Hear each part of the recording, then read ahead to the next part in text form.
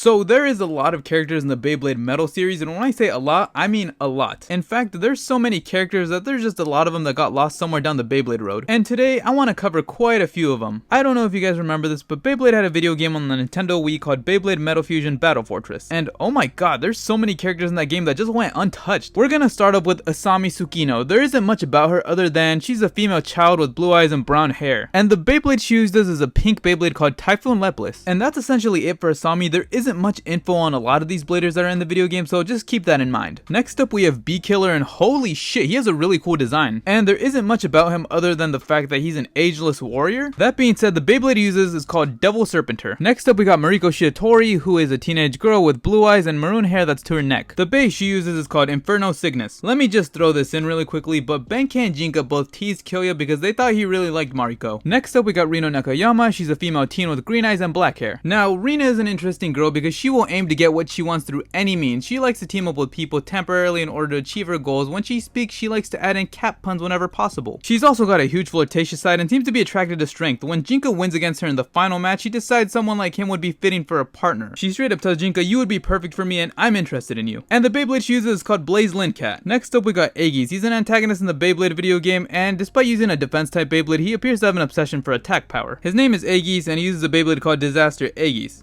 Yes, go figure. Next up we got Crow. He's another antagonist in the Beyblade video game. He's seated as the second blader in the Beyblade tournament called Nosferatu. The Beyblade he has is called Calamity Raven. Next up we got Hajime, and he's a blader who was looking for power. Something called the molecule power to be more exact. And then Jinka tells him you don't need the molecule power so long as you have the blader spirit. And then he thanks Jinka and that's the end of their interaction. I'm not even kidding, that's exactly how it goes. Oh, and the Beyblade he uses is called Tornado Giran. Moving on, we got Kainan Goku, and there was almost zero information on this guy. I could not find a single thing on this dude. You know, other than the fact that his Beyblade is called Hellfire Delphus. Let's see. We got Kakeru Daichi, and he's a teenager, but this dude looks like he's straight up 40 years old. I will say this though, the Beyblade he uses is really cool. It's a lion type Beyblade, and it's called Crystal Leol, not Leo, Leol. We got Koki up next, and this man is a little fashion boy. Dude ends up teaming with Rina, and the only reason he ends up teaming with her is because he finds her super attractive. Although there's no ill will when she runs off to flirt with Jinka. My man's is not a simp. He's got a peacock type Beyblade called Fire Pavan. Alright, we got this nerdy dude named Mamoru. He uses a Beyblade called Quake Shellzem. So this guy is my personal favorite character in the Beyblade video game series. Next to Sora, that is. His Beyblade counter Leon is so cool and his character design is so awesome. It's such a shame they never did anything with him. Seriously though, I could talk on and on about this guy if you gave me the chance. Rochi Yamada is an antagonist in the Beyblade Metal Fusion video game as well, and he also uses Devil Serpenter. Takeru, what more can I say other than Walmart exclusive? He uses Bakushin Susano. Tsuyoshi, he's got black hair and the Beyblade he uses is called Iron Burl. Van, he's the main antagonist of the Metal Fusion DS game. And not only does he show up in the DS game, but this dude actually shows up in the manga as well. He's the leader of the Nosferatu tournament and he was actually possessed by his Beyblade. Homeboy's Beyblade is the literal spawn of Satan, also known as Bloody Beelzebub. Homeboy was fighting demons while getting possessed by his Beyblade, who's a demon. That is all for today. We're almost at 1,000 subs, so please do not forget to like and subscribe.